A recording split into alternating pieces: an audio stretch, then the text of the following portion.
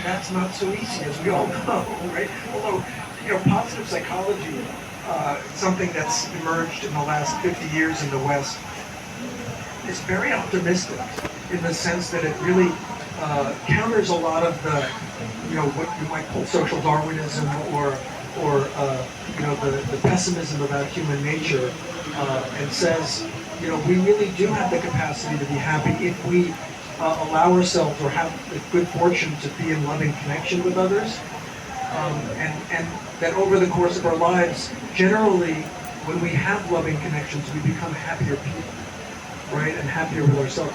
But of course, from my standpoint is, shouldn't everybody, starting from kindergarten, be learning how to do that more quickly? So the idea of sustainable happiness is that we don't need to sort of wait for, trial and error, learning the hard way, the hard knocks.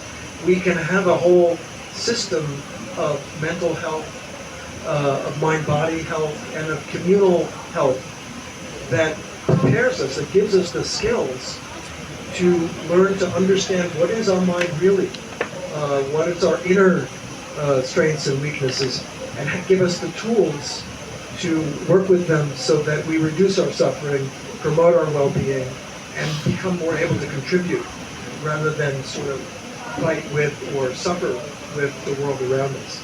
So that's the idea of sustainable happiness. It's very much based on the Kala Chakra vision. It's based on the Tibetan. The Tibetans have a beautiful,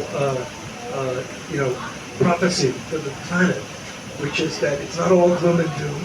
Although the prophecy begins by recognizing that the world is made of these warring factions that are on the verge of destroying life on the planet.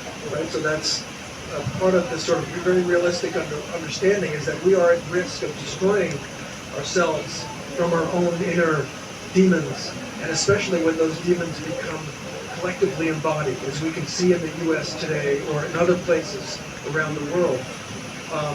But their belief is that we have something you might call a spiritual science, right? A scientific form of spirituality, which doesn't require anybody to adopt a set of beliefs necessarily, but gives guidance and tools for us to experiment with our well-being.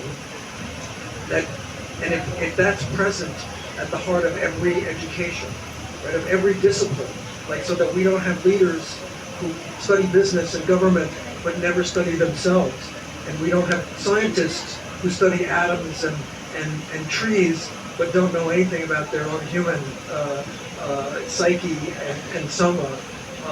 So the idea is that the way our culture is going, at least the modern Western tendency to fragment knowledge so that it's in controllable areas of expertise, and even in medicine, like fragmenting specialties, that we need to have at the heart of every discipline, like a GPS, which is, what is my human nature? How do I understand myself to bring the best, to deal with the worst in myself and bring out the best in myself? And if we have that, then we'll have better leaders. So that's in a sense, the vision of the